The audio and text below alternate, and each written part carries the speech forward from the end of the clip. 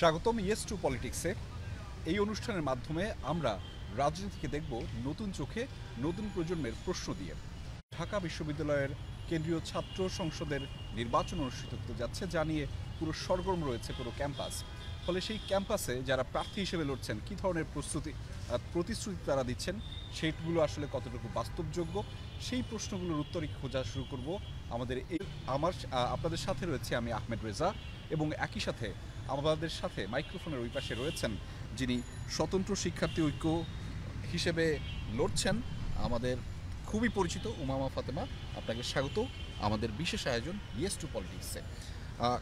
একটি গোষ্ঠীকে কাউকে বার্তা দেওয়ার জন্য বলছি, ইয়েস টু পলিটিক্স যদি আমি শুধু এই বাক্যটা বলি, আপনার কি মনে হয়, কি মূল্যায়ন করবেন, কি অভিমত হয়, আপনার কি ধরনের মতামত দিতে ইচ্ছে করে আপনার?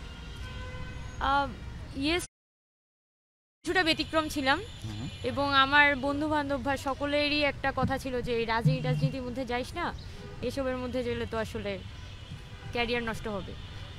কিন্তু আমার যে চিন্তা ছিল যে দেশটাকে আসলে চেঞ্জ করতে হবে বা অন্যায় অনিয়মগুলো মেনে নিতে পারতাম না সহজে, তখন আমি একটা ছাত্র সংগঠনের সাথে যুক্ত হই এবং ছাত্র সংগঠনের সাথে যুক্ত হওয়ার পরে আমারও একটা দায় হয়ে দাঁড়ায় কেন রাজনীতি দরকার উপস্থাপন করা। তো এই কোশ্চেনটা আমরা অনেক সময় ডিল করে গেছি। তো যদি আমাকে জিজ্ঞেস করেন যে ইয়েস টু পলিটিক্স বলতে আমি কি বুঝি, সেটা আমি বলবো যে আমাদের গত 17 বছরের যে দীর্ঘ স্বৈরাচারী শাসন এবং বাংলাদেশের মানুষের যে নাগরিক অধিকার থেকে বঞ্চিত হতে হতে মানুষের মধ্যে তৈরি হয়েছে, এবং সেই ব্রিটিশনার কিন্তু 17 বছর ধরে বলা যায় ভিতরে এক ধরনের একটা জমা ছিল, একটা পটেনশিয়াল এনার্জির মতো কিন্তু সেটা জমা হয়েছে। এবং 2024 সালের যে আমাদের জুলাই গণঅভ্যুত্থান, সেই গণঅভ্যুত্থানে কিন্তু সেই পুরো এনার্জিটা কিন্তু একদম বোমার মতো ব্লাস্ট করে সেটা দেখা যাচ্ছে একটা অভ্যুত্থানে পরিণত হয়েছে। তো এই যে মানুষের যে ফ্রাস্ট্রেশন, পলিটিক্স থেকে তারা দিনের পর দিন মনে হচ্ছে তারা ঠকছে, যে কোনো পলিটিক্যাল পার্টির সাথে কিন্তু মানুষ নিতে আসছে। তো সেই জায়গায় যখন ওই বিস্ফোরণটা হলো 2024 সালে, তখন কিন্তু আমরা বুঝতে পেরেছি মানুষ কিন্তু রাজনীতিটা চায়, কিন্তু যে রাজনীতি এই বাংলাদেশে হয় সেই রাজনীতি আসলে বাংলাদেশের মানুষ চায় না এবং তার ছেলে মেয়েকেও করতে দিতে চায় না। যে রাজনীতি বাংলাদেশে হয় সেই রাজনীতি আসলে তরুণরা চায় না। উমামা, আমি যদি কয়েক বছরের আগের প্রেক্ষাপটটা বলি, 3 থেকে 4 বছর আগেও ধরেন ঢাকা বিশ্ববিদ্যালয়ের এই ক্যাম্পাসেই যদি আমি শিক্ষার্থীদেরকে জিজ্ঞেস করতাম রাজনীতিকে তারা কেমনভাবে দেখেন, তখন কিন্তু অধিকাংশ শিক্ষার্থী বলতেন আই হেট পলিটিক্স। আপনি যে অভ্যুত্থানের কথা বললেন, বাংলাদেশে একটি গণ অভ্যুত্থান হলো, সেই গণ অভ্যুত্থান একটি পরিবর্তন আনলো, যেটি একটি ঐতিহাসিক পরিবর্তনও বলা চলে, এবং সবাই সেটিকে এক বাক্যে মেনেও নিয়েছে। সেই যে ঐতিহাসিক পরিবর্তনটি হলো, তারপর থেকে একটি বিষয় কিন্তু দৃশ্যমান হয়েছে, যেটি হচ্ছে শিক্ষার্থীদের মধ্যে রাজনীতি করবার কিংবা বিশেষ করে রাজঘের বেড়েছে। এবং এই অভ্যুত্থানের মধ্য দিয়ে গত 1.5 বছর ধরে আমরা পলিটিক্সে আপনাদের যে অংশগ্রহণ সেটা দৃশ্যমানভাবে দেখছি। আপনারা কি এই যে আপনি বলছিলেন যে 2015 সালে কিংবা এর আগে 2017 বছরের একটা জার্নির কথা বললেন, এর মধ্যে থেকে কি ছোট ছোট করে এই ক্ষোভগুলো, এই সচেতনতাগুলো তৈরি হচ্ছিল কিনা? আমার যেটা অভিমত সেটা হচ্ছে ইন্টারনাল সোশ্যাল সার্কেল। স্কুলের আমরা কিন্তু আমাদের ইন্টারনাল সোশ্যাল সার্কেল ছিল, বন্ধুবান্ধবের আড্ডা দিতাম, আড্ডাতে কিন্তু আমরা রাজনীতি নিয়ে কথা বলতাম না তা না, দেখা যেত টুকটাক কথা বলছি, একটা রোড অ্যাক্সিডেন্ট হয়েছে ওই রোড অ্যাক্সিডেন্ট নিয়ে কথা বলছি, তখন আমাদের আলাপটা কি থাকতো যে এই দেশে আসলে কিছুই হবে না, এই দেশটা আসলে মানে the biggest Bangladeshi dream is to live Bangladesh, এই ধরনের একটা কথা আসলে আমাদের সার্কেলগুলোতে হতো, মানে আমরা দেখেছি। কিন্তু জুলাই মাসে যেটা হয়েছে, যখন আমরা খেয়াল করি যে আমাদের মতোই যারা তরুণ, আবু সাইদের মতো একটা ছেলে, সে প্রাইমারি স্কুলের শিক্ষক নিবন্ধনের পরীক্ষা দিয়েছে, সে যখন এভাবে বুক পেতে দেয় গুলির সামনে, এটা কারোর পক্ষেই আসলে নেওয়াটা সম্ভব হয়নি। এবং এই যে তরুণরা দীর্ঘদিন তারা এই রাজনীতিক মানে একটা রাজনৈতিক প্রসেস থেকে তারা বিচ্ছিন্ন ছিল, তারা কিন্তু হুট করে খেয়াল করে যে এই দেশটা আসলে কোনোভাবেই তার না, এবং এই দেশটা কিন্তু তার সেভ করতে হবে, কারণ যে সরকারের আন্ডারে তারা আছে। তো সেখান থেকে আমার মনে হয় যে বড় ধরনের একটা চৈতন্যগত পরিবর্তন এসেছে, যে তরুণরা অনুভব করেছে যে অনেক হয়েছে, মানে এনাফ ইজ এনাফ, এখন আসলে আমাদের সামনে আসতে হবে। তো ওই সময়টা ছিল আসলে আমাদের জুলাই মাস। এবং আমি যেটা বলবো যে আমরা যেটা আই হেট পলিটিক্স জেনারেশন হওয়াটা অবশ্যই এখানে একটা গুরুত্বপূর্ণ ভূমিকা পালন করেছে, যেহেতু আমরা দীর্ঘ সময় দেখেছি যে ছাত্ররা রাজনীতি থেকে দূরে থাকতো। তো শেখ হাসিনা যেটা করতো, শেখ হাসিনা আসলে মানে আরও বেশি এই রাজনীতি বিরোধিতাটা আমাদের মধ্যে পুশ করার চেষ্টা করতো। এবং রাজনীতি মানে সে সবসময়ই হিসাবটা কীভাবে মিলাতো, পলিটিক্যাল অর্গানাইজেশনগুলোর মধ্যেই কিন্তু তার দমন পীড়ন অবদমন এই হিসাবগুলো তারা করতেন। কিন্তু যখন 16-17 জুলাই প্রাইভেট ইউনিভার্সিটি স্টুডেন্টরা রাস্তায় নেমে গেল, সেটা তো তার হিসাবের মধ্যেই ছিল না, কারণ প্রাইভেট ইউনিভার্সিটি স্টুডেন্টরা কখনোই পলিটিক্যাল ইস্যুতে রাস্তায় নামে না। এবং সত্যি কথা বলতে আমার মনে হয় যে দ্যাট ওয়াজ দ্য পয়েন্ট। যেহেতু দীর্ঘদিন এখানে একটা ভ্যাকুয়াম কাজ করেছে, কোনো স্টুডেন্ট কী বলে মুভমেন্ট আসলে ওই অর্থে দানা বাঁধেনি। তো শেখ হাসিনাও সম্ভবত প্রপারলি রিড করতে পারেনি যে কীভাবে করে কোন জায়গায় কোন ধরনের ফোর্সগুলো ক্রিয়েট হচ্ছে। তো এই ফোর্সগুলো একসাথে একতাবদ্ধ হয়ে জমাটবদ্ধ হয়ে এগুলো বিস্ফোরণ ঘটেছে জুলাই। তবে আপনি যে কোয়েশ্চেনটা করেছেন যে মানুষ কি আসলে রাজনীতি বিরোধী ছিল কিনা, আমি মনে করি যে মানুষ কিন্তু নিজেদের ইন্টারনাল সার্কেলগুলোতে তারা কিন্তু আলাপগুলো করতো। আরেকটা বড় কথা সেটা হচ্ছে যে রাজনৈতিক প্রসেসগুলো কিভাবে করে ঘটে। রাজনীতির তো অনেক সমীকরণ আছে, অনেক অঙ্ক থাকে, সেই অঙ্কগুলো কিভাবে কষতে হয় সেটা তরুণরা কিন্তু 5 আগস্টের আগ পর্যন্ত বুঝেনি। কিন্তু 5 আগস্টের পরে অনেকখানি কিন্তু তরুণদের চৈতন্যগত পরিবর্তন হয়েছে এবং পলিটিক্যাল প্রসেস নিয়ে কিন্তু তাদের আইডিয়া হয়েছে, যেটা আমি মনে করি যে খুবই পজিটিভ। এবং যার কারণে আমি মনে করি যে সামনের দিনে কোনো স্বৈরাচারী শাসন বাংলাদেশে আসবে না, কারণ এই জেনারেশনটা আসলে জেগে গেছে। আপনি রাজনীতির সমীকরণের কথা বলছিলেন এবং একই সাথে বলছিলেন যে আপনাদের গণঅভ্যুত্থানের উপস্থিতির সময়টায় ছাত্রদের ঐক্যবদ্ধতা, শিক্ষার্থীদের ঐক্যবদ্ধ অবস্থানটাই আসলে শেখ হাসিনার ভিতকে নাড়িয়ে দিয়েছিল। আমি যদি সেই জায়গা থেকে একদম বলতে চাই যে আপনাদের ঐক্যবদ্ধ অবস্থা দিন শেষে যে মোড়কটা আসলো ছাত্র রাজনীতি, আপনি উমামা নিজেকে কি মনে করেন যে ছাত্র রাজনীতির অংশ নাকি আপনি রাজনীতির ছাত্র? না, অবশ্যই আমি হচ্ছে ছাত্র রাজনীতির অংশ। আমি বলবো না যে আমি ছাত্র রাজনীতির সাথে আমার কোনো ধরনের সম্পর্ক নেই। এবং আমি দীর্ঘদিন একটা রাজনৈতিক প্রসেসের মধ্যে ছিলাম, আমার অনেক ধরনের রিয়েলাইজেশন হয়েছে, রাজনীতির অনেক মোড় আমি দেখেছি। ছাত্র রাজনীতির শেখ হাসিনার শাসনামলে ছাত্রলীগের দমন পীড়ন থেকে শুরু করে সাধারণ ছাত্র যারা, তাদের যে ফ্রাস্ট্রেশন, সব কিছুই কিন্তু আমার চোখের সামনেই আমি ঘটতে দেখেছি। কিন্তু আমি যেটা বলতে পারি যে বর্তমানে আমি কোনো দলের সাথে নেই, মানে দলীয় যে রাজনীতি সেই দলীয় রাজনীতির সাথে আমি বর্তমানে যুক্ত নেই। বরং আগেও আমার মধ্যে রিয়েলাইজেশন ছিল, কিন্তু যেটা আমি আপনাকে বললাম, যেহেতু রাজনৈতিক প্রক্রিয়াগুলো বন্ধ ছিল, তাই আমরা আমাদের যে চিন্তা সেগুলো কিন্তু ওই অর্থে প্রকাশ করতে পারতাম না। কিন্তু 5 আগস্টের পরে আমার রিয়েলাইজেশনটাই ছিল যে বাংলাদেশের ছাত্র রাজনীতি যে ফরম্যাটে আসলে হচ্ছে সেটা আসলে কোনোভাবেই আমাদের জন্য কাম্য না, বরং এটার একটা বড় ধরনের সংস্কার বা পরিবর্তন আসলে দরকার। এটা ছাড়া আসলে বাংলাদেশ কোনো দিকে আগাতে পারবে না, এমনকি আমাদের ঢাকা ইউনিভার্সিটিও কোনো দিকে আগাতে পারবে না। তো আপনি যেটা বললেন না যে আমি কি রাজনীতির ছাত্র নাকি আমি ছাত্র, মানে কি বলা যায়, দুইটাই। এটা আসলে কোনোটাই আলাদা করে বলার সুযোগ নাই, দুইটাই একেবারে পরিপূরক। আমি রাজনীতি করতে গিয়ে যেমন আমি শিখেছি, একই সাথে আমি যখন রাজনীতির মধ্যে ঢুকেছি তখন এই যে তরুণদের যে ভাবনা, সেই ভাবনাটা আসলে কীভাবে এই রাজনৈতিক পরিবেশটাকে পরিবর্তন করতে পারে, আমি মনে করি যে সেটা আমি এখানে যুক্ত করার মতো সক্ষমতা আমার আছে। তো সেই জায়গায় আমি 5 আগস্ট পরবর্তী সময় রিস্কগুলো নিয়েছি। উমামা, আপনি বলছিলেন চৈতন্যগত একটা পরিবর্তন এসেছে, আপনারা এই ঐক্যবদ্ধভাবে সমষ্টিগতভাবে যে গণঅভ্যুত্থানের সূচনাটা ঘটেছিলেন সেখানে আসলে, এবং এই চৈতন্যগত পরিবর্তনের প্রেক্ষাপটটা নিয়ে আমি যদি একটু পেছনে যাই, বাংলাদেশের আর্থসামাজিক প্রেক্ষাপট যেমন করে হয়, আমাদের সবারই কম বেশি যারা পরিবার থেকে উঠে আসে মধ্যবিত্ত নিম্নবিত্ত পরিবার, পুরো বাংলাদেশের অংশ জুড়েই বেশি অবস্থায় রয়েছে। সেখানে আমাদের সন্তানেরা, কোনো এক পরিবারের সন্তান রাজনীতি করবে এমন উচ্চাশা কিন্তু আসলে স্বাভাবিকভাবে হয় না। উমামা, আপনার বেলাটায় আপনি আসলে কেমন করে বড় হয়েছেন আমি একটু সেটিও জানতে চাই। উমামা, আসলে কি এই যে রাজনীতির ব্যাপারটা, একজন নেতৃত্ব আসা, একজনের মধ্য দিয়ে নেতৃত্বের যে ব্যাপারটা তৈরি হওয়া, এটা তো আসলে তৈরি হয়, ক্রমান্বয়ে তৈরি হয়, বিকশিত হয়। আপনার ব্যাপারে সেটা আসলে ছোটবেলা থেকে কেমন করে বড় হয়েছেন এবং সেখানে এই যে নেতৃত্বের বিকাশটা কেমনভাবে এসেছিল একটু যদি বলতেন। আমি যেটা বলবো, আমার যে ছোটবেলা আর আমার বড়বেলা দুইটা কিন্তু একদমই ওয়ান। ছোটবেলা একদমই আমার ঘরের মধ্যে বড় হয়েছি, একদমই ঘর কোণে ছিলাম, মানুষের সাথে খুব একটা সহজে মিশতে পারতাম না, কথা বলতে পারতাম না। আচ্ছা, আমার জন্ম চট্টগ্রাম মেডিকেল আমার জন্ম, আমার বাড়ি হচ্ছে ফটিকছড়ির হারুয়ালছড়ি, এবং আমার ফ্যামিলিতে আমার আব্বা হচ্ছে ব্যাংকে জব করেন, বর্তমানে ওভাবে নেই, আর আমার আম্মা হচ্ছে গৃহিণী। আর আমার একটা ভাই আছে, ভাই হচ্ছে ঢাকা বিশ্ববিদ্যালয়ের আইবিএতে এমবিএ করছে।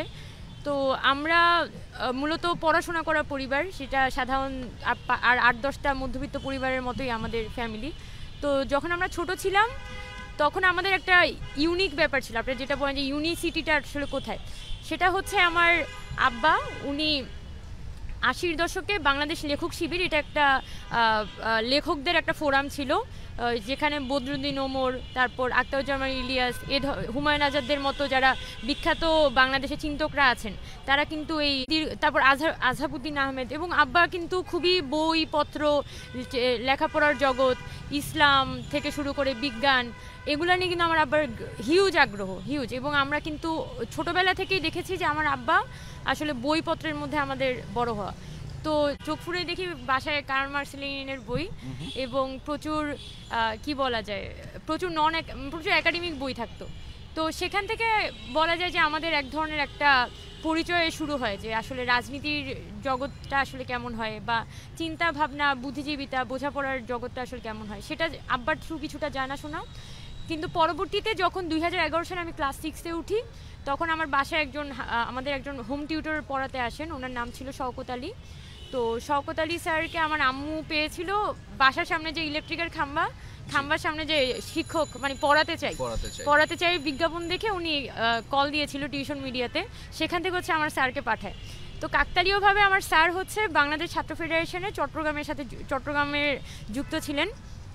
তো একে তো আমার পরিবার নানানভাবেই, আমার আব্বা কিছুটা ভাবুক, ওনার বইপত্র আছে, নানান একাডেমিক বইপত্র আছে।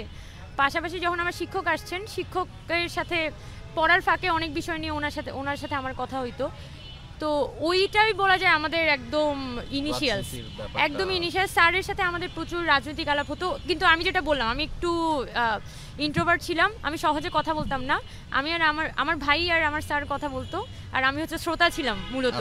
এবং কিন্তু দেখা গেছে আমার ভাই কোনো রাজনীতি করেনি, মাঝখানে আমি যে মানুষটা শুধুমাত্র শ্রোতা ছিলাম, সে খুবই মানে পরবর্তীতে স্যারের দ্বারা অনেক ইনফ্লুয়েসড হই, একদম খুবই ভাইব্রেন্ট ওয়েতে আমি পলিটিক্সে এন্টার করি। তবে আমি সবাইকে বলি যে আমার যে শিক্ষক, তিনি আমাকে আসলে এঁটেল মাটি থেকে মানে পুতুলের শেপ দেয় না, সেরকম আমি একদমই মাটির একটা ছিলাম, দলা ছিলাম, সেখান থেকে উনি আমাকে আসলে রূপ দিয়েছেন। এবং আমি আজকে যে মানুষটা, আমার যে চিন্তার জগৎ, সেটা অনেকখানি আমার যে বাসার শিক্ষক ছিলেন তার নির্মাণ করে দেয়া। কারণ আমি স্যারের সাথে প্রচুর আড্ডা দিয়েছি, রাজনীতি থেকে শুরু করে সমাজ, ইতিহাস। এবং আমি ওনাকে মজা করে বলতাম, স্যার আপনি হচ্ছেন প্লেটো সক্রেটিসের স্টুডেন্ট ছিল, তো আপনি হচ্ছে সক্রেটিস, আমি হচ্ছে প্লেটো।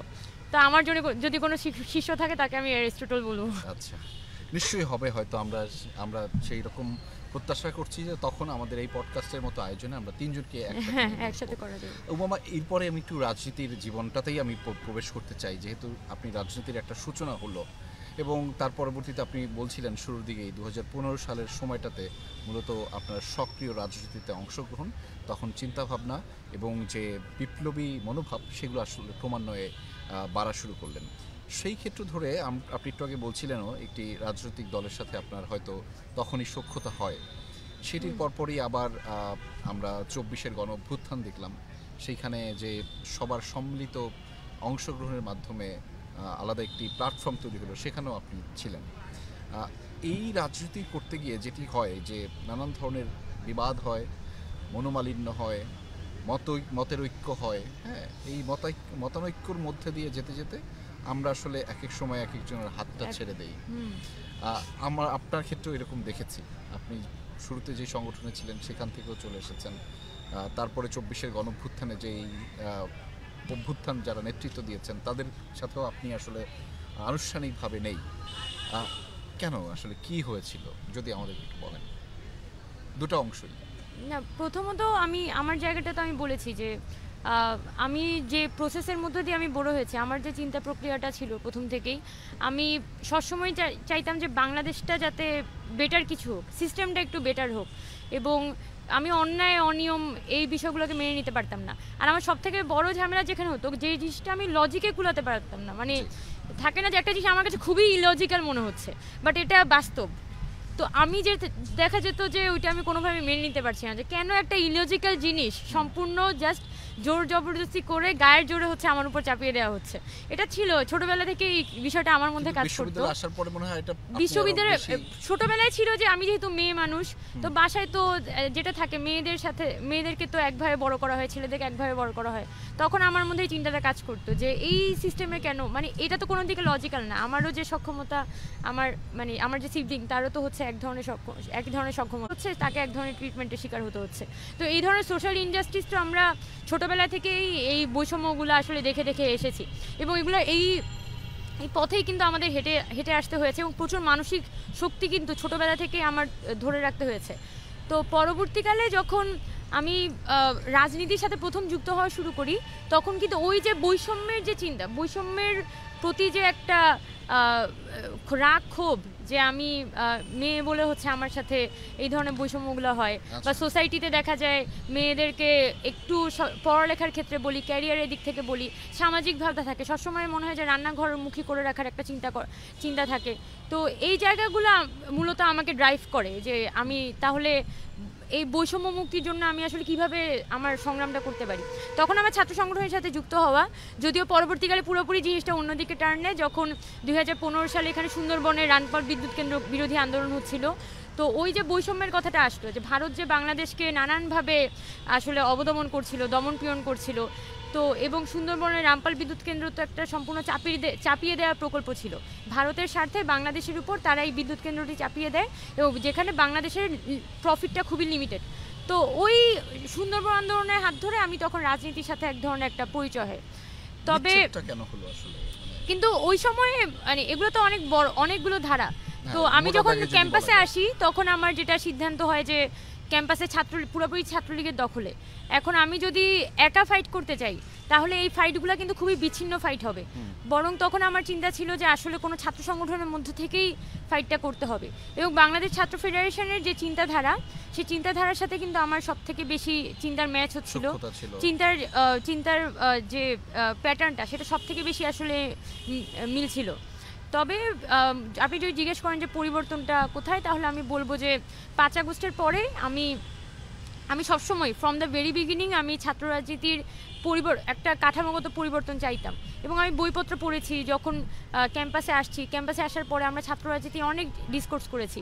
আমাদের বিজ্ঞান আড্ডা নামে আমরা তখন একটা সংগঠনও শুরু করি, যে ক্যাম্পাসে আসলে আমরা একাডেমিয়ার নতুন প্যাটার্ন কেমন হতে পারে সেটা নিয়ে আমরা ডিসকাশন করব। তারপর আমাদের মঙ্গলবারের গল্পসপতে অনেক নতুন নতুন বিষয় আমরা সামনে নিয়ে আসতাম। তো এই যে ভাঙা, মানে নানান যুক্তি কাঠামোগুলোকে, পুরনো যে ব্যবস্থাগুলোকে, সেগুলোকে একটু একটু একটু করে হচ্ছে ভেঙে ভেঙে সামনে এগিয়ে যাওয়া, এটা কিন্তু আমি ছাত্র সংগঠন বা ছাত্র ফেডারেশনে থাকা অবস্থায় করেছি। যেটা আমার কাছে অযৌক্তিক মনে হতো, সেই জিনিস আমি কখনোই হচ্ছে আমার সংগঠনে আমি বাস্তবায়ন হতে দিইনি, আমার ক্যাম্পাসে আমি বাস্তবায়ন হতে দিইনি। তো ওই অথরিটি কিন্তু, আমি কিন্তু একটা মেয়ে, আমি বায়োকেমিস্ট্রি ডিপার্টমেন্টে পড়ি, এটার পরেও কিন্তু আমি ক্যাম্পাসের মধ্যে আমার সংগঠন যাতে একটা ভাইব্রেন্ট ফোর্স হিসেবেও থাকে, তার একটা নিজস্ব ভয়েস থাকে, কিন্তু সে আরেকজনের দ্বারা চালিত হয় না, সে নিজের চিন্তাতেই যাতে চালিত হইতে পারে, এই ধরনের একটা ফোর্স কিন্তু আমরা ক্যাম্পাসের মধ্যে ক্রিয়েট করতাম। বাট 5 আগস্টের পরে আমার যেটা রিয়েলাইজেশন ছিল, আমি যেটা আশা করেছিলাম,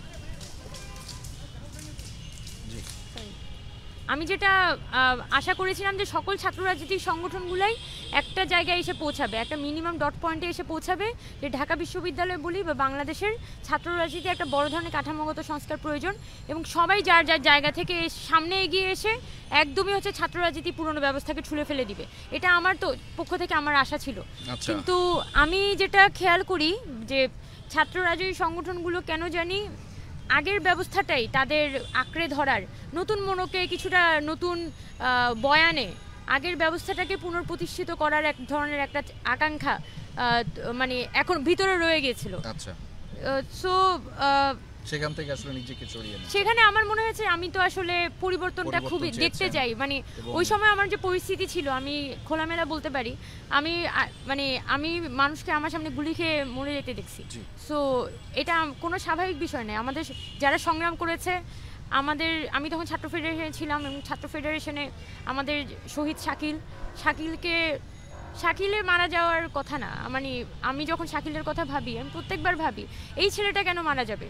মানে অনেক ভাইব্রেন্ট এবং খুবই মানে চঞ্চল একটা ছেলে, এবং আমি দেখেছি এই অভ্যুত্থানে যে ছেলেগুলা জীবন দিয়েছে, যে মেয়েগুলা জীবন দিয়েছে, সব থেকে ভালো মানুষ, সব থেকে ভাইব্রেন্ট, এবং ক্লাসে সবার একটা থাকে না, ছেলেগুলোকে দেখলেই ভালো লাগে। ওই মানুষগুলা সরল মনে কিন্তু তারা জীবন দিয়েছে। মানে পরবর্তীতে এসে আপনাদের যারা আসলে জীবন দিল এবং আপনারা ছাত্র সংগঠন এবং আমাদের যে সরকার, অন্তর্বর্তীকালীন সরকার, তারা এই রক্তগুলোর আসলে কতটা দামি এটা আসলে তারা বুঝতে অনেকখানি ব্যর্থ হয়েছে। বরং আরেকটা জিনিস হয়েছে, হয়তো তারা রক্তের মূল্যটা বুঝছে, কিন্তু ওই পুরনো ব্যবস্থাটাকে তারা কিভাবে করে ছুঁড়ে ফেলে দিবে সে বিষয়ে সরাসরি সিদ্ধান্তে আসতে পারছিল না। এবং আরেকটা ফ্যাক্টর এখানে অবশ্যই যুক্ত হয়েছে, এটা না বললেই না, সেটা হচ্ছে ছাত্র শিবির। ছাত্র শিবির কিন্তু বাংলাদেশের ইতিহাসে জামাত এবং ছাত্র শিবির এটা খুবই আনরিজলভড একটা কোয়েশ্চেন। আপনি একটা ইতিহাসে যদি আমরা একটা সিদ্ধান্তে পৌঁছাতে চাই, রাজনীতি ফরম্যাট কেমন হবে, বা আমরা সামনের দিনে কিভাবে চলবো, কাকে কাকে সাথে নিয়ে চলবো, এই কোয়েশ্চেনটা যতবারই করবো ততবারই কিন্তু ছাত্র শিবির একটা বড় ধরনের প্রশ্ন হয়ে থাকবে। এখন 5 আগস্ট পরবর্তী সময়ে ছাত্র শিবির নানানভাবে আত্মপ্রকাশ করতে থাকে। ঢাকা বিশ্ববিদ্যালয় বলি, অন্যান্য ক্যাম্পাস বলি, সব জায়গাতেই দেখা যাচ্ছে ছাত্র শিবির আত্মপ্রকাশ করতে থাকে। তখন আমরা কিন্তু সেটাকে সাধুবাদ জানাই। আমরা খুব স্পষ্টভাবে বলি, ঠিক আছে, 24-এ একটা গণঅভ্যুত্থান হয়েছে, আমরা এখান থেকে নতুন করে একটা ছাত্র রাজনীতির সূচনা করব। ছাত্র শিবিরের কিন্তু উচিত ছিল তার প্রত্যেকটা প্রত্যেকটা মেম্বারকে তার রিভিল করা, যে কে এতদিন তার কমিটি মেম্বার ছিল, কে কিভাবে যুক্ত ছিল, এই সব কিছুতে কিন্তু তার রিভিল করা উচিত ছিল। কিন্তু ছাত্র শিবির সেই আস্থার সম্পর্কটা কিন্তু কারোর সাথেই তৈরি করেনি। সে প্রত্যেকটা ছাত্র সংগঠন, প্রত্যেকটা ছাত্র স্টুডেন্টের সাথে তারা বেইমানি করেছে। আমরা এই বিষয়গুলো নিয়ে আরেকটু কথা বলবো, মানে এই জায়গাটা আমি উল্লেখ করে দিলাম আর কি, যে ছাত্র শিবির কোশ্চেনটা এখানে একটা বড় গুরুত্বপূর্ণ পয়েন্ট এসেছে, যার কারণে ছাত্র রাজনীতির ওই যে যুগান্তকারী সংস্কার আমরা চেয়েছিলাম সেটা আসলে আমরা দেখিনি, সেখান থেকে আপনারা চলে এসেছে। কিন্তু সেই যুগান্তকারী কোনো একটা পদক্ষেপ আসলে নিতে চান আপনি শিক্ষার্থীদের জন্য, শিক্ষার্থীদের পক্ষে এবং শিক্ষার্থীদেরকে ভালো রাখার জন্য, সেই পদক্ষেপটা নেওয়ার জন্যই আসলে আপনি প্রার্থী হয়েছেন, ডাকসুর প্রার্থী হয়েছেন। ভিসি পদে আপনি ভিপি পদে হচ্ছে আপনি লড়বেন, এবং সেখানে আপনি আজকে থেকে প্রচারণাও চালাচ্ছিলেন। আমি দেখছিলাম যে আপনি খুবই ব্যস্ত ছিলেন, সকাল থেকে আজকে ব্যস্ততা ছিলেন। আমি যদি ঠিক 3টা বাক্যে আপনার কাছ থেকে শুনতে চাই, কেন শিক্ষার্থীরা আপনাকে ভোট দিবে? অবশ্যই আপনি যদি আমাকে জিজ্ঞেস করেন যে কেন শিক্ষার্থীরা আমাকে ভোট দিবে, তাহলে আমি মনে করি যে ঢাকা ইউনিভার্সিটিতে আমি ছাড়া অন্যান্য যে নেতৃত্বরা আছে তাদের দিকে তাকালেই বোঝা যাবে যে কেন আসলে আমাকে ভোট দেওয়াটা এখানে গুরুত্বপূর্ণ। কারণ 5 আগস্টের পরে সকলেরই কিন্তু এক ধরনের একটা লিটমাস টেস্টের মধ্যে যেতে হয়েছে। এখন আমি অনেক সময় আমার আইডিয়াটা ইমপ্লিমেন্ট করার চেষ্টা করেছি, এই যে ছাত্র রাজনীতির একটা সংস্কার প্রয়োজন, একই সাথে ক্যাম্পাসকে যে আসলে একটা একাডেমিক ক্যাম্পাস হওয়া প্রয়োজন, সেই আইডিয়াটা আমি বিভিন্ন সময়েই ইমপ্লিমেন্ট করার চেষ্টা করেছি। কিন্তু ছাত্রদের অথরিটি না হলে কোনোভাবেই আসলে আমার পক্ষে প্রশাসন বা রাজনৈতিক সংগঠনগুলোকে পুশ করা সম্ভব না। এখন অন্যান্য যে ক্যান্ডিডেটরা এখানে আছেন তারা কিন্তু নানান ধরনের দলের রিপ্রেজেন্টেটিভ হিসেবেই আছেন এবং দলের প্যানেল থেকে তারা নির্বাচন করছেন। তো সেই জায়গা থেকে ঢাকা বিশ্ববিদ্যালয়ে যে পুরনো দলীয় লেজুর ভিত্তিক ছাত্র রাজনীতির হিস্ট্রি, সেখানেই আমাদের ফিরে যাওয়ার একটা সম্ভাবনা আছে। বরং আমাদের যে চিন্তা করতে হবে যে এখানে কি আমরা সামনে যেতে চাই নাকি আমরা পুনর্ব্যবস্থায় ফেরত যেতে চাই। এবং ঢাকা বিশ্ববিদ্যালয়ের শিক্ষার্থীরা আমাকে এই জন্যই ভোট দিবে, তারা যাতে ঢাকা বিশ্ববিদ্যালয় একটা রাজনৈতিক এবং একাডেমিকভাবে সামনের দিকে যেতে পারে। কিন্তু উমামা, আমরা আসলে ইতিহাস যদি দেখি, বাংলাদেশের একদম সবশেষ ইতিহাসটাও যদি দেখি, যে দায়িত্ব নেওয়ার পরে আমরা যে শব্দটাকে দায়িত্ব বলছি, সেটিকে আসলে তারা দায়িত্ব নেওয়ার পরে ক্ষমতা হিসেবে মনে করেন, এবং ক্ষমতা হিসেবে মনে করার পরেই সেই একই আচরণ বারবার তারা সেইটা আসলে করতে থাকেন। আপনি একটু বলছিলেন যে সেই যে লেজুর ভিত্তিক যে কার্যক্রম সেটি আসলে চলমান থাকে, আপনি যে সেইটির ব্যতিক্রম হবেন না তার কি গ্যারান্টি আছে?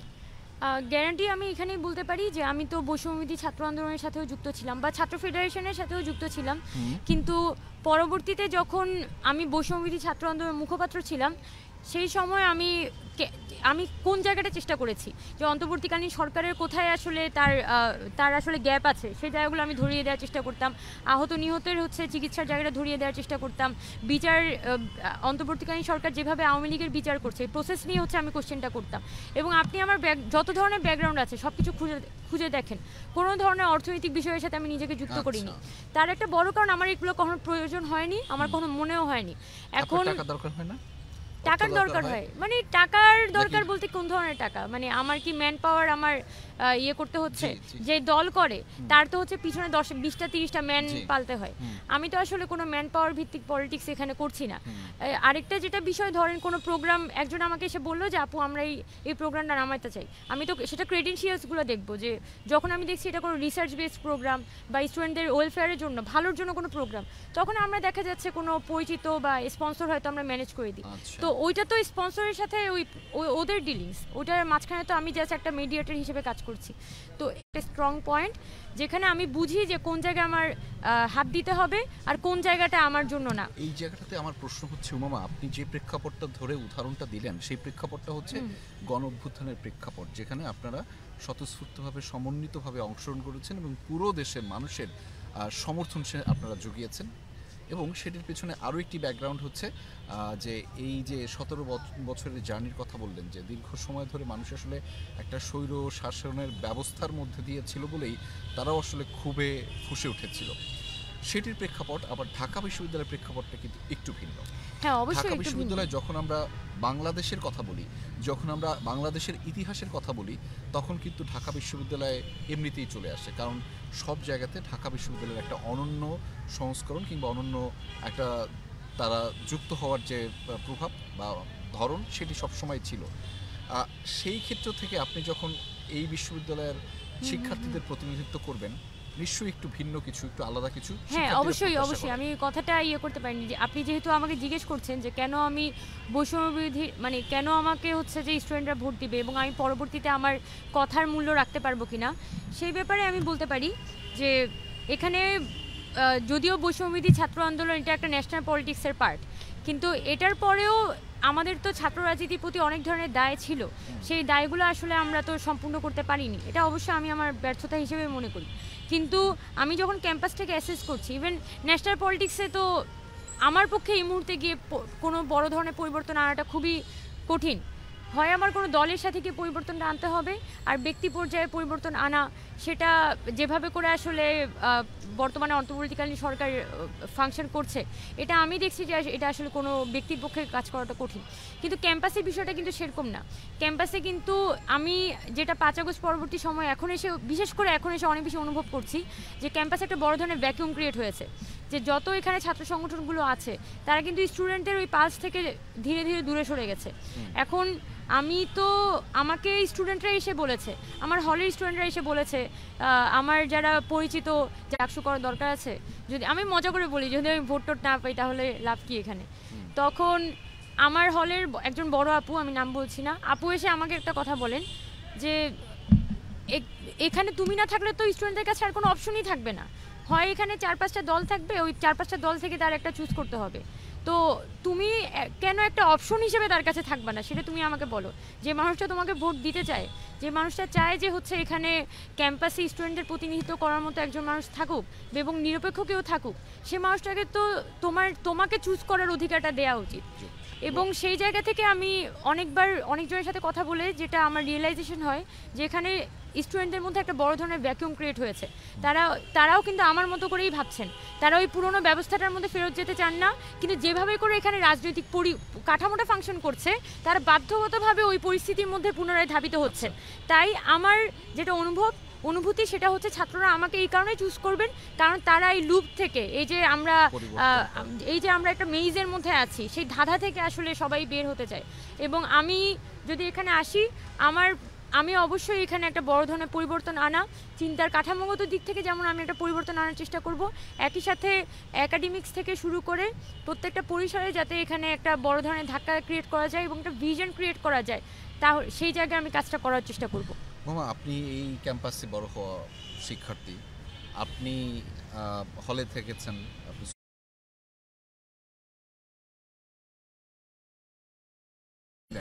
সেটিও কিন্তু এখনও আছে। আমি যদি এখনও যাই, এখনও কিন্তু সেই চিত্র বদলায়নি, কিন্তু আমরা বলেছি যে একটা বড় ধরনের পরিবর্তন হয়েছে।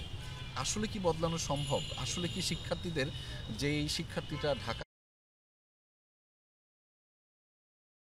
একাডেমিক্সের কথা আর রেজিস্টার বিল্ডিং প্রশাসনিক যে জটিলতাগুলোর মধ্যে আমরা থাকি সেটার কথা, এই তিনটা সমস্যা কিন্তু তিনটা ডিফারেন্ট ওয়েতে আসলে সমাধান করতে হবে।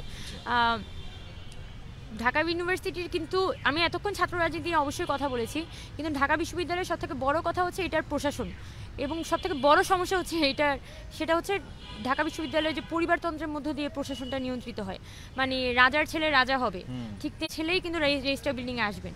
এটা হচ্ছে এক ধরনের একটা অলিখিত নিয়ম।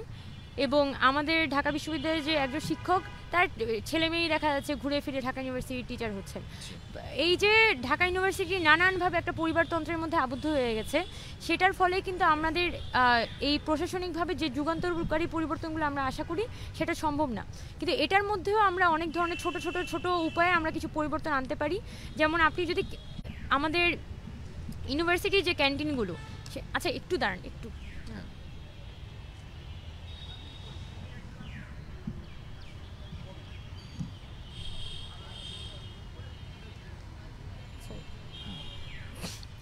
আমাদের বিশ্ববিদ্যালয়, হ্যাঁ আমাদের বিশ্ববিদ্যালয়ে যে ক্যান্টিনগুলোতে হয়, সেই ক্যান্টিনগুলোতে কেন ভাত, মাছ, মাংস বা ফুড মানে ডিম এটা কেন হয় না? মানে ধরেন কার্জনের যে জহিরের ক্যান্টিন আছে, তারপর আপনি এখানে আপনার সেন্ট্রাল লাইব্রেরির সামনে যে সাহেব ভাইয়ের দোকানটা আছে, প্রত্যেকটা জায়গায় কিন্তু আমি যখন জিজ্ঞেস করছি যে কী ব্যাপার, আপনারা খিচুড়ি বানান কেন, আপনারা মাছ মাংস রান্না করেন না কেন, তখন ওনারা আমাকে একটা যুক্তি দিল, ওটা কোনোভাবে ফেলে দেওয়ার মতো কয়টা একটা, মানে আপনার যদি মাছ রান্না করতে হয়, মাংস রান্না করতে হয়, ডিম রান্না করতে হয়, আপনার মিনিমাম কিন্তু 2 থেকে 3টা চুলা দরকার হচ্ছে।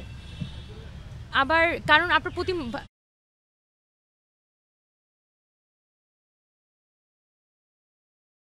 সায়েন্স বিল্ডিং হয়েছে, আমাদের এখানে একটা সোশ্যাল সায়েন্সের বিল্ডিং আছে, তারপর আর্টস ফ্যাকাল্টি আছে, তো এফবিএস এর কথা আমি বাদও দিলাম। কিন্তু এই যে জায়গাগুলো, তারপর কাজী মোতাহের আছে, এই জায়গাগুলোতে কিন্তু চাইলেই ইউনিভার্সিটির পক্ষ থেকে এক একটা ক্যান্টিন করে দেওয়া সম্ভব। অবশ্যই এখানে একটা বড় কারণ হচ্ছে ধরেন এই যে দোকানগুলো থাকে, সেখানের সাথে তো অনেকের অর্থনৈতিক লেনদেনের সমস্যা আছে, সম্পর্ক আছে। যেমন আগে যখন ছাত্রলীগ ছিল, তারা এখানকার প্রত্যেকটা দোকান থেকে কিন্তু তারা চাঁদা নিত, যার কারণে যখন আমরা খাদ্যের সমস্যা নিয়ে কথা বলছি, যেটা ভাত ডাল সবজি আর হচ্ছে গরুর মাংস, এটা প্যাকেজটা ছিল 85 টাকা করে এই রমজান মাসে। সুফিয়া কামাল হলে আমরা 75 টাকা দিয়ে খেয়েছি, মাছের প্যাকেজ 65 টাকা। এটা তো হয় না, এবং খাবারের কোয়ালিটি খুবই খারাপ। তো আমরা যেটা হলের ক্যান্টিনগুলোতে দেখেছি, হলের ক্যান্টিনগুলো যদি তাকে 71 হল থেকে বের করে দেয়, সে গিয়ে সুফিয়া কামাল হলে ঢুকবে, সুফিয়া কামাল হল থেকে বের করে দিলে সে গিয়ে আবার হচ্ছে মহসিন হলে ঢুকবে। অর্থাৎ তারাই পারিবারিকভাবে মানে এক ক্যান্টিন থেকে আরেক ক্যান্টিন এভাবে সার্কুলেট হতে থাকে। তার মানে এগুলো সব কিছুই আসলে নানান ধরনের সিন্ডিকেটের আওতাভুক্ত, এবং এই সিন্ডিকেটগুলোর সাথে আমাদের অনেক প্রশাসনিক অনেক কর্মকর্তার লেনদেনের সম্পর্ক আছে, ছাত্র রাজনৈতিক সংগঠনগুলোর লেনদেনের সম্পর্ক আছে। সেই জায়গায় যদি আমার ফুড ক্রাইসিসটা সামাল দিতে হয়, তাহলে 2 জায়গায় আমার কাজ করতে হবে। একটা হচ্ছে হলের যে ক্যান্টিনটা আছে, হলের কে হবে, এবং প্রশাসন এবং ছাত্রদের মধ্য দিয়ে যাতে প্রশাসনিক তত্ত্বাবধানে এখানে প্রত্যেকটা হলে ক্যান্টিন করা হয়, সে বিষয়ে আমাদের পক্ষ থেকে ব্যবস্থা নিতে হবে। তাহলে কিন্তু আমরা যে যখন ইজারাটা দিচ্ছি, তখন কিন্তু একটা প্রফিট মার্জিনের বিষয় থাকে, এবং প্রফিট মার্জিনটা হাই করে রান্নাটা করবেন সেক্ষেত্রে, এবং ছাত্ররা যদি সেটা তত্ত্বাবধানে থাকে, তখন কিন্তু আমার মনে হয় যে এখানে ফুড কোয়ালিটিটা আমরা বর্তমানের তুলনায় অনেকখানি বেটার করতে পারবো। আর ফ্যাকাল্টির ক্ষেত্রে ফ্যাকাল্টি ভিত্তিক যদি আমরা ক্যান্টিনের ব্যবস্থা করতে পারি, যেমন অ্যানেক্স বিল্ডিং আপনি যান, অ্যানেক্স বিল্ডিংয়ে যথেষ্ট পরিমাণে স্পেস আছে। আবার আপনি নতুন যে এনভায়রনমেন্টাল সায়েন্স বিল্ডিং হয়েছে, সেটাতে কিন্তু আগে কার্জনে ক্যান্টিন ছিল, এটা ভেঙে কিন্তু এটা হয়েছে, সেই জায়গায় নতুন করে ক্যান্টিন স্পেস করাটা পসিবল। কিন্তু মাঝখানে আমি কথাটা শেষ করে দিচ্ছি, মাঝখানে সোশ্যাল সায়েন্স বিল্ডিংয়ে একটা কথা উঠেছিল 5 আগস্টের আগে, সেটা হচ্ছে ওদের যে ছাদ, সোশ্যাল সায়েন্সের ছাদে হচ্ছে ওরা একটা ক্যান্টিন করবে সব স্টুডেন্টদের কথা চিন্তা করে। তো অবশ্যই তাদের চাইলেই তো এই কাজগুলো পসিবল বলেই তারা পরিকল্পনাগুলো করছে। আর সেই জায়গায় আমি মনে করি যে যদি আমরা এখানকার সিন্ডিকেট এবং পলিটিক্যাল বিষয়গুলোকে নানানভাবে সলভ করে আনতে পারি, তাহলে প্রশাসনকে চাপ দিয়ে আমরা কিন্তু ফুড সবগুলো কোশ্চেন অনেক ব্রড, এবং প্রত্যেকটার সাথে রাজনীতির খুব গভীরতর সম্পর্ক আছে, যে রাজনীতির একটা বড় অংশ আছে।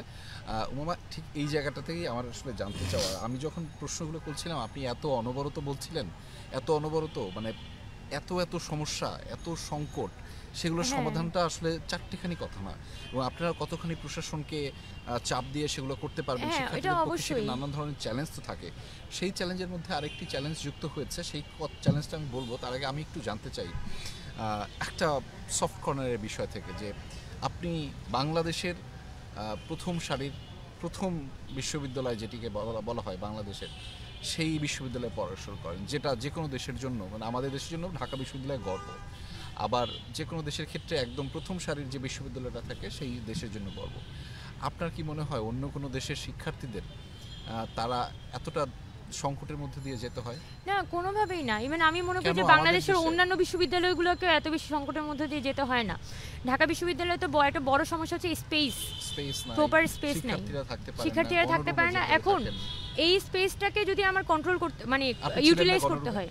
আমি গণরুমে ছিলাম না। আমরা আচ্ছা, আমরা আপনার সেই যখন অভিজ্ঞতা আসছিলাম হয়নি। তখন 7ই মার্চ ভবন ওপেন করা Open হয়েছিল করেছে। রোকেয়া হলের, তাই আমরা দ্রুত হলে সিট পেয়ে যাই। তবে আপনি যে কথাটা বলেছেন, এখানে ঢাকা বিশ্ববিদ্যালয়ে একটা বড় সমস্যা হচ্ছে এটা প্রপার তেমন একটা স্পেস নাই, আর স্পেসগুলো নানানভাবে বিভিন্ন প্রতিষ্ঠান অকুপাই করে ফেলেছে। এখন সেই জায়গায় ঢাকা বিশ্ববিদ্যালয়ের একটা প্রপার প্ল্যানিং দরকার, যেটা যখন last Maksud Kamal sir VC ছিলেন তখন তারা কিন্তু কিছু ড্রাস্টিক স্টেপ নিয়েছিলেন, যেমন কোন ডিপার্টমেন্টে কতখানি স্টুডেন্ট ভর্তি হইতে পারবে। সেখানে কলা ভবনের আপনার 2600 থেকে কমিয়ে স্টুডেন্ট সংখ্যা অনেক কমিয়ে আনা হয়েছে।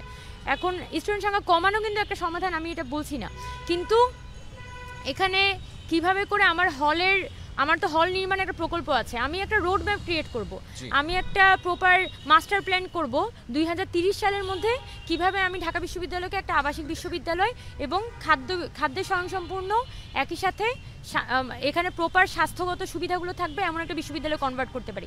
এই পরিকল্পনা যদি বিশ্ববিদ্যালয় প্রপারলি করতে পারে, তাহলেই না এখানে আমি অ্যালুমনাইদের কাছে গিয়ে তার কাছে টাকা খুঁজতে পারবো, আমি ব্যবসায়িক প্রতিষ্ঠানগুলোর কাছে টাকা খুঁজতে পারবো, বা বিশ্বের বিভিন্ন ফোরামগুলো আছে তার কাছে গিয়ে ইউনিভার্সিটি টাকা খুঁজতে পারে। সেখানে একটা বড় চ্যালেঞ্জ হচ্ছে একটা ওই ভাষাভাবে পরিকল্পনাগুলো হয় এবং বিশ্ববিদ্যালয় কখনোই একটা প্রপার মাস্টার প্ল্যান করতে পারে না। এবং আরেকটা কথা, মাস্টার প্ল্যান এতদিন পর্যন্ত যতগুলো মাস্টার প্ল্যান হয়েছে প্রত্যেকটাই সরকারের পক্ষ থেকে উপর থেকে আরোপিত, এটা কোনো কিছুই বিশ্ববিদ্যালয় স্টুডেন্টদের মধ্যে থেকে বা শিক্ষকদের মধ্যে থেকে প্ল্যানিং করে তৈরি করা না। এবং সেখানে আমরা দেখতে পেরেছি যে একটা চেইন মেনটেন হয়। আপনি একটু আগে আপনার কথাও বলছিলেন যে একটা সিন্ডিকেটের চেইনটা মেনটেন করে প্রশাসনের চেইনটা মেনটেন করে পলিটিক্যাল অর্গানাইজেশন, রাইট। সো এই যে চেইনটা, এটা কি ভাঙা সম্ভব হবে শিক্ষার্থীদের?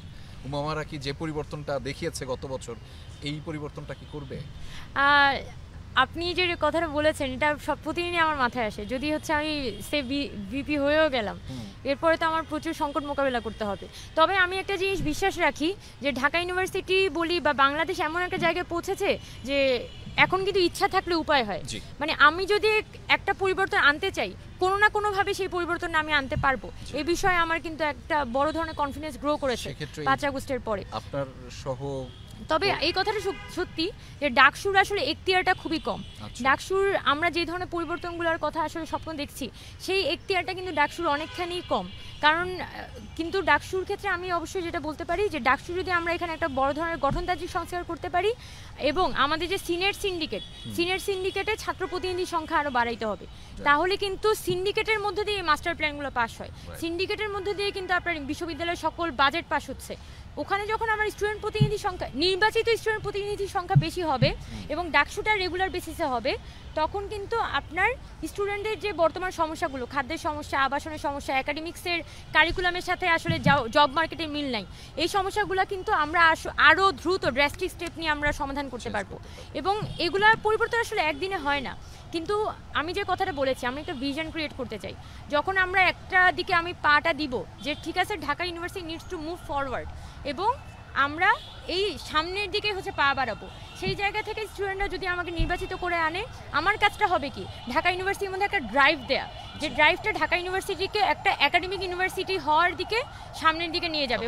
এবং পরবর্তী যুগে যখন ডাকসু নির্বাচন হবে, আমি বিশ্বাস রাখি ইউনিভার্সিটি স্টুডেন্টরা ওই একই ফরম্যাটগুলাই চাইবে। আপনি কি আপনার সহপাঠীরা যারা আপনার প্রতিদ্বন্দ্বী হিসেবে কাজ করছেন তাদেরকে নিয়ে কাজ করবেন? এখন মানে প্রতিদ্বন্দ্বী বলতে মানে একই পদে প্রতিদ্বন্দ্বীর কথা বলছেন? জি না, অবশ্যই আমার সাথে তো কারো কোনো এখানে ব্যক্তিগত বিরোধ নাই, ইভেন রাজনৈতিক বিরোধও হচ্ছে অনেক জায়গায় নাই। তাদের যে মেকানিজম চলছে আমি যেটা বলছি রাজনীতির সাথে, হ্যাঁ অবশ্যই, আমি যেটা একটু আগে বলেছি যে প্রত্যেকটা কিছুর সাথে আপনি ক্যাম্পাসে খুব ছোট একটা সমস্যা, খাদ্যের সমস্যা, এটার সাথেও কিন্তু বিশাল বিশাল সিন্ডিকেট আসলে জড়িত। এবং এই সিন্ডিকেটগুলো এখানকার যদি কোনো পলিটিক্যাল অর্গানাইজেশনের প্রার্থী যদি হচ্ছে এখানে নির্বাচিত হয়ে আসে, তার পক্ষে কিন্তু বোল্ডলি এটাকে ফেস করা সম্ভব না। কিন্তু সেই জায়গায় যদি আমি আসি, আমার পক্ষে আসলে কোনটা সম্ভব, সেটা হচ্ছে আমি একটা প্রপার মিটিগেটিং ফোর্স হিসেবে কাজ করতে পারি, যেটা আমার একটা অভিজ্ঞতা আছে। যেহেতু আমি ছাত্র ফেডারেশনে ছিলাম, এখানে পলিটিক্যাল অর্গানাইজেশনগুলোর সাথে আমি দীর্ঘ সময় ডিল করেছি। আমি বৈষম্যবিরোধী ছাত্র আন্দোলনের মধ্যে ছিলাম, তখন আমি ন্যাশনাল পলিটিক্যাল অর্গানাইজেশন এবং একই সাথে আমাদের ক্যাম্পাস অর্গানাইজেশন সব কিছুর সাথে আমার একটা বোঝাপড়ার সম্পর্ক সবসময় ছিল। এবং পলিটিক্সে কিন্তু একটা ভাষা থাকে, এটা কিন্তু বুঝতে হবে। কোনো বাইরে থেকে আসা পলিটিক্যাল একটা মানুষ চাইলেই দিনে রাতারাতি বড় ধরনের পরিবর্তন আনতে পারে না। ওই মানুষগুলোই পরিবর্তন আনতে পারে যার ওই ডাইনামিক্সগুলো সম্পর্কে প্রপার আইডিয়া আছে। এবং আমি ওই ব্যক্তিটা যার একই সাথে ওই বোল্ড ভয়েসটাও আছে, বোল্ড ইন্টেনশনে আছে, কিন্তু একই সাথে রাজনৈতিক মারপেচগুলোও আমি অনেক মাত্রায় বুঝি। এবং আমি যদি সমস্যাগুলো সমাধান করে আনতে চাই, একে একে ধরে ধরে সমাধান করতে চাই, তাহলে অবশ্যই এখানে পলিটিক্যাল অর্গানাইজেশনগুলোকে সাথে নিয়ে আমার পক্ষে সেটা করা সম্ভব। কারোর সাথে কোনো বিরোধিতা সম্পর্কে আমার যাওয়ার ইচ্ছা নেই, বরং ক্যাম্পাসের মধ্যে একটা হারমোনি আনা এবং ক্যাম্পাসটাকে স্টুডেন্টদের করে তোলা, এটাই আমার উদ্দেশ্য। এবং সেটা ক্যাম্পাসের যে কোনো ছাত্র সংগঠন আমি মনে করি না যে চায় যে ছাত্ররা এখানে খাদ্যের অভাবে মারা যাক বা স্বাস্থ্যের ঝুঁকিতে পড়ুক। উমামা, আমরা একদম শেষ পর্যায়ে পৌঁছে গেছি এবং আমার শেষ প্রশ্ন এটি আপনার কাছে, এবং আমরা ইয়েস টু পলিটিক্স থেকে একটুকু বলতে চাই যে শিক্ষার্থীরা যারা এটি শুনছেন, যারা এটি দেখছেন, তাদের জন্য আপনাদের কাছে এই প্রশ্নগুলো করা শুধুমাত্র উত্তর খোঁজা নয়, এই উত্তরগুলো শুধুমাত্র ভোটের জন্য নয়, এই উত্তরগুলো শুধুমাত্র ভবিষ্যতের জন্য, শিক্ষার্থীদের ভবিষ্যতের জন্যই আমরা আসলে নিরূপণ করতে চাই। সেক্ষেত্রে শিক্ষার্থীদের নিশ্চিত ভালো ভবিষ্যৎ নিশ্চিত করতে আপনার অবস্থান থাকবে কীরকম, সেটি জানিয়ে একটু শেষ করতে চাই আজকের আয়োজন। আমি একদম শুরুতে যে কথাটা বলেছিলাম যে মানুষ একটি রাজনৈতিক জীব, এবং আমি উমামা ফাতেমা একটি রাজনৈতিক জীব, এবং পৃথিবীতে আসলে কোনো সমীকরণই রাজনীতির বাইরে না। আপনি ছোটোখাটো সব পরিবর্তনই আপনার ইন্টারনাল অনেক পলিটিক্স মোকাবেলা করেই যেতে হবে। কিন্তু আমাদের 5 আগস্ট তো একটা অভ্যুত্থান, অভ্যুত্থান মানে কি, মানুষ একটা নতুন স্বপ্ন দেখেছে যে এই স্বৈরাচারী সরকারের পতনের মধ্য দিয়ে বাংলাদেশ একটা দিকে যাবে। আমরা তো স্বপ্ন দেখেছিলাম বাংলাদেশ মালয়েশিয়া হবে, মাহাথির মোহাম্মদের মতো আমরা চেঞ্জ করে ফেলবো, বা সিঙ্গাপুরের মতো হবে, ইভেন শ্রীলঙ্কা হলেও খারাপ হতো না। তো যদি এখনো শ্রীলঙ্কার দিকে যাওয়ার আমরা একটা গণতান্ত্রিক অভিমুখে যাওয়ার সুযোগ আছে না, আমার আফসোস হয় না। আমি মনে করি যে আমরা একটা সম্ভাবনাময় দেশ, কিন্তু এখানকার যে বিভিন্ন রাজনৈতিক কি বলা যায় সংঘাতগুলো আছে, সংকটগুলো আছে, সেগুলো মোকাবেলা করে আসলে বাংলাদেশকে আরও অনেকখানি মোকাবেলা করতে হবে, যে যাত্রায় আমরা পিছিয়ে আছি। তবে আমি যেটা বলতে চাই সেটা হচ্ছে ঢাকা বিশ্ববিদ্যালয়ে যে ডাকসু নির্বাচন, সেটা কিন্তু বাংলাদেশের রাজনীতিকে পথ দেখাবে। এবং আমি কেন আসলে ডাকসুতে আসছি তার একটা বড় রিজনই হচ্ছে আমি একটা প্রোটোটাইপ ক্রিয়েট করতে চাই, যে আমার যে ভিশনটা আছে, আমি যেভাবে করে আমার ক্যাম্পাসটাকে দেখাতে পারি, তাহলে সামনের দিনে বাংলাদেশের ন্যাশনাল পলিটিক্সও আসলে ছাত্রদের পক্ষে একটা বড় ড্রাইভিং ফোর্স হয়ে ওঠা। যারা সাধারণ শিক্ষার্থী, যারা বর্তমানে এই ভ্যাকিউমের মধ্যে আছে, যারা আসলে কাকে ভোটটা দিবেন বুঝতে পারছেন না, সেই ছাত্রদের পক্ষে আরও ভোকাল হয়ে পলিটিক্সে একটা বড় ফোর্স হিসেবে সামনে আসাটা পসিবল। এবং সেইটা পসিবল যদি তারা ডাকসু নির্বাচনে এমন কাউকে নির্বাচিত করেন যারা আসলে তাদের ভয়েসটা হয়ে উঠতে পারবেন। এবং আমি যেটা বলতে চাই যে এই ডাকসু নির্বাচনের মধ্য দিয়েই আগামী দিনে ছাত্র রাজনীতি নির্ধারিত হবে, এবং আমি বিশ্বাস রাখি যে ছাত্ররা তাদের যে কথা, তাদের যে ব্যক্তি, তাদেরকে যাকে তারা আপন মনে করে, তাদেরকে হচ্ছে তারা ভোট দিয়ে সামনে নিয়ে আসবে। ধন্যবাদ উমামা, আপনি আমাদের সাথে যুক্ত হচ্ছেন বেশ খোলামেলা আমরা, এবং আপনার অনেক ধরনের মতামত, একদম বেড়ে ওঠা থেকে বর্তমান মতামত, ভবিষ্যতের মতামত, সব কিছু কিন্তু আমরা আলাদা আলাদাভাবে পেয়েছি, এবং সেটি ঢাকা বিশ্ববিদ্যালয়ে বিশেষ করে শিক্ষার্থীদের কতটুকু এগিয়ে নিয়ে যেতে পারবে সে বিষয়ে আপনার চিন্তাভাবনা আমরা শুনেছি। ধন্যবাদ, আপনি আমাদের সাথে সময় দিয়েছেন। অসংখ্য ধন্যবাদ আপনাকে রেজা ভাই। আজকে সত্যি বলতে খুবই ভিন্ন ধর্মী একটা অনুষ্ঠান আমরা করছি ঢাকা বিশ্ববিদ্যালয় অপরাজয় বাংলার সামনে। আপনারা যে এতটা সময় নিয়ে আমার কথা শুনেছেন এবং রাজনীতির বাইরে গিয়ে আসলে ব্যক্তি এবং রাজনীতির যে সম্পর্ক, সে জায়গায় আপনারা একটা ব্রিজ নির্মাণ করার চেষ্টা করছেন, সেই উদ্যোগকে আমি অসংখ্য সাধুবাদ জানাই। ধন্যবাদ উমা। দর্শক শুনছিলেন ডাকসুর ভিপি পদে যিনি লড়ছেন স্বতন্ত্র শিক্ষার্থী ঐক্য থেকে উমামা ফাতেমা, তার চিন্তাভাবনা, এবং সেটি শিক্ষার্থীদের জন্য। থাকুন ইয়েস টু পলিটিক্সের সাথে, যেখানে আমরা জানতে চাই শুধুমাত্র ভোটের জন্য নয়, ভবিষ্যতের জন্য।